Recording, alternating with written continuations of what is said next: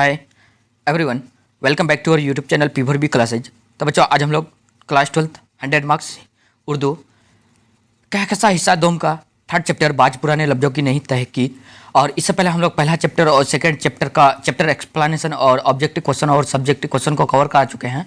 आज हम लोग थर्ड चैप्टर बाज पुराने लफ्ज़ों की नहीं तहकीक का चैप्टर एक्सप्लेनेशन और सब्जेक्टिव क्वेश्चन को कवर कराने वाले हैं। तो आप लोग बने रहें हाँ इस वीडियो में अंत तक, और वीडियो पसंद आए तो वीडियो को लाइक कमेंट और ज़्यादा से ज़्यादा शेयर कीजिए, और साथ ही साथ चैनल को भी सब्सक्राइब कर दीजिए। देखिए बच्चों, हम लोग 2-3 रोज़ से वीडियो नहीं ला पा रहे थे क्योंकि हम लोग का एग्ज़ाम चल रहा था, इसी वजह से हम लोग वीडियो नहीं ला पा रहे थे। और अब यहाँ से डेली वीडियो लाता रहूँगा, आप लोगों को टेंशन लेने की कोई ज़रूरत नहीं है। बस आप लोग बने रहें इस चैनल से। देखिए, ये सारा सब्जेक्ट को कवर कराना ये हमारी जिम्मेदारी है, और आप लोग का जो जिम्मेदारी है सब्सक्राइब निभाना, चैनल पर बने रहना, ये आप लोग का जिम्मेदारी है। कैसे आप लोग को 450+ मार्क्स देना ये मेरी जिम्मेदारी है। बस बने रहें आप लोग इस चैनल पर। तो चलते हैं बच्चों।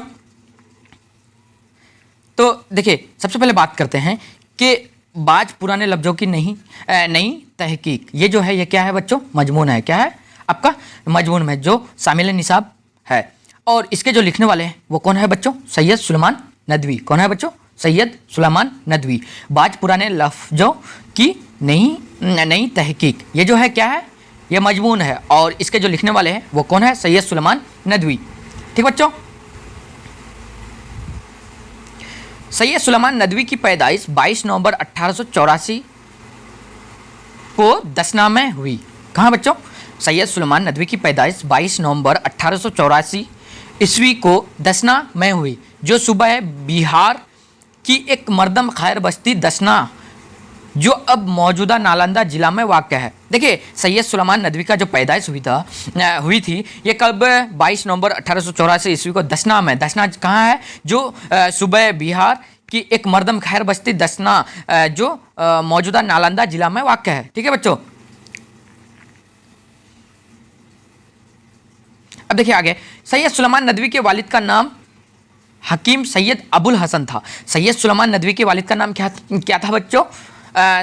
सैयद सुलेमान नदवी के वालिद का नाम हकीम सैयद अबुल हसन था। क्या था बच्चों? हकीम सैयद अबुल हसन। ठीक है बच्चों, फिर देखते हैं आगे है। सैयद सुलेमान नदवी की वफ़ात 23 नवंबर 1953 में कराची पाकिस्तान में हुआ। सैयद सुलेमान नदवी की वफ़ात 23 नवंबर 1953 में कराची पाकिस्तान में हुआ, और जन्म जो हुआ वो 22 नवंबर 1884 ईस्वी को। कब? 22 नवंबर 1884 ईस्वी को। कहाँ? दसना में, जो नालंदा जिला में वाक़ है। ठीक है बच्चों, फिर देखते हैं आगे की ओर। आगे है 1902 में उनका पहला मजमून पटना के रिसाला अलपंच में खातूनों की तालीम उन्वान से शाये हुआ। देखिए, सैयद सुलेमान नदवी का पहला मजमून 1902 में पटना के रिसाला अलपंच में खातूनों की तालीम उन्वान से शाये हुआ। ठीक है बच्चों, फिर आगे है कि इसी साल मुखज़्ज़न लाहौर में एक मजमून आखिर वक्त शाये हुआ। उसी साल 1902 में ही लाहौर में उनका और भी एक मजमून आखिर वक्त शाये हुआ। ठीक है बच्चों, 1903 से सैयद सुलेमान नदवी के अशआर और गज़लें भी शाये होने लगे। 1903 से सैयद सुलेमान नदवी के अशआर और गज़लें भी शाये होने लगे। ठीक है बच्चों, फिर देखते हैं आगे की ओर। आगे है कि उर्दू ज़बान व अदब से मुताल्लिक उनके मज़ामीन ख़ास तौर पर नक़ूश सुलेमानी, हमारी ज़बान का नाम, मज़ामीन सुलेमान और मकालाते सुलेमान में शामिल है। उर्दू ज़बान व अदब से मुताल्लिक उनके मज़ामीन ख़ास तौर पर नक़ूश सुलेमानी, हमारी ज़बान का नाम, मज़ामीन सुलेमान और मकालाते सुलेमान में शामिल है। ठीक है बच्चों, फिर चलते हैं अगला पॉइंट की ओर। अगला पॉइंट है शुबली नोमानी की हयात व खिदमात पर सैयद सुलेमान नदवी की किताब हयात शुबली खामोशी अहमियत की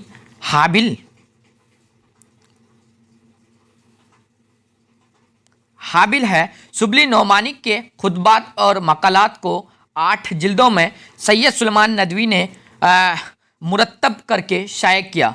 देखिए, शुबली नोमानी जो थे वो कौन थे? सैयद सुलेमान नदवी के उस्ताद थे, लेकिन वो क्या किए बच्चों कि वह शुबली नोमानी की खिदमात पर सैयद सुलेमान नदवी की किताब हयात शुबली खामोशी अहमियत की हाबिल है।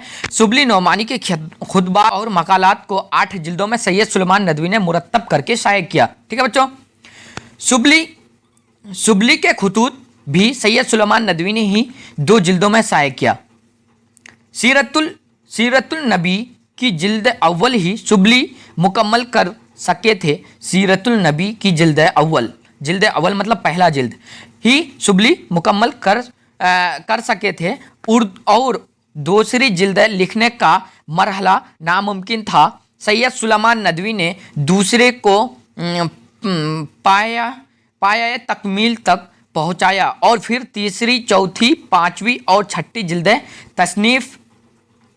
तसनीफ करके अपने उस्ताद की आखिर ख्वाहिश पूरी की।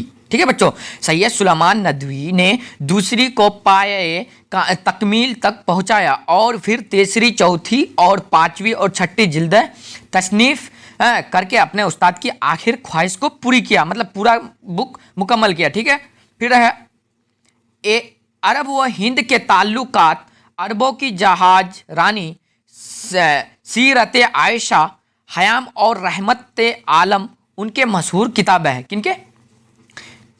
शुबली नोमानी के। ठीक है, अरब व हिंद के ताल्लुकात, अरबों की जहाज रानी, सीरत आयशा, हयात और रहमतुल आलम उनके मशहूर किताबें हैं। ठीक है बच्चों, फिर अभी हम लोग बात करेंगे मुख्तसर सवालात व जवाबात। ठीक है बच्चों, तो पहला सवाल है कि भूख तोड़ने की इस्तिलाह क्या है। ठीक है बच्चों, भूख तोड़ने की इस्तिलाह क्या है? तो जवाब है भूख तोड़ने की इस्तिलाह नाश्ता है। क्या है बच्चों? भूख तोड़ने की इस्तिलाह नाश्ता है। फिर देखते हैं अगला सवाल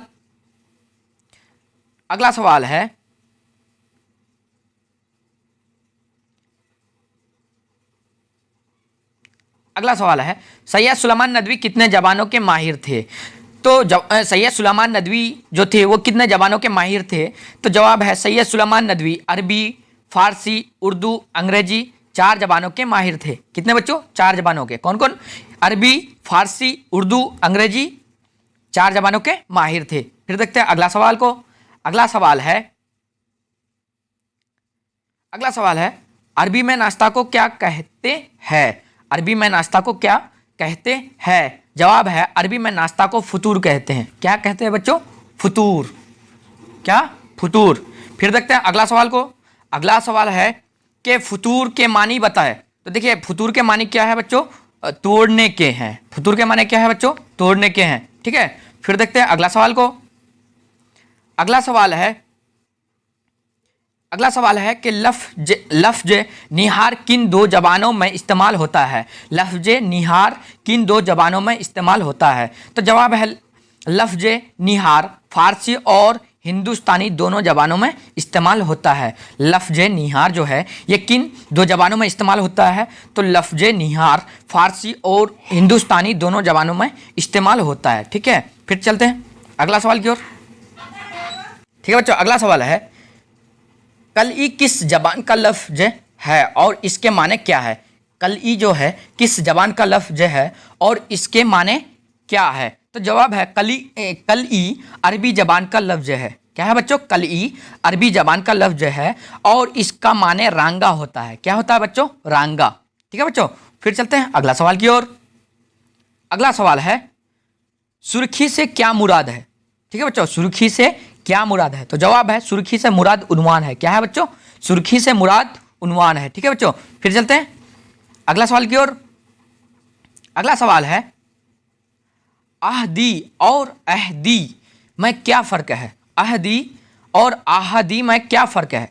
ठीक है बच्चों, अहदी और आहदी में क्या फ़र्क है? जवाब है अहदी के माने सुसस्त के हैं। अहदी के माने सुसस्त के हैं और आहदी के माने अकेला है। क्या है बच्चों? अहदी के मतलब माने सुसस्त के हैं और आहदी के माने अकेला है। ठीक है बच्चों, फिर चलते हैं अगला सवाल की ओर।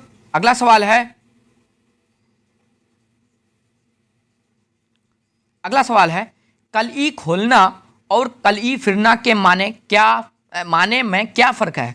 कलई खोलना और कलई फेरना के माने में क्या फ़र्क है? तो जवाब है बच्चों कलई खोलना के माने किसी के ऐब को जाहिर करना। क्या है बच्चों? कलई खोलना के माने है किसी के ऐब को जाहिर करना, और कलई फेरना के माने है किसी के ऐब को छुपाना। ठीक है बच्चों, फिर चलते हैं अगला क्वेश्चन की ओर। ये लास्ट क्वेश्चन है, नहीं सवाल है, पूरब और पश्चिम की जबानों से कौन सी जबान है मुसन्निफ मुराद लेता है? ठीक है, पूरब और पश्चिम की जबानों में से कौन सी जबान है मुसन्निफ मुराद लेता है?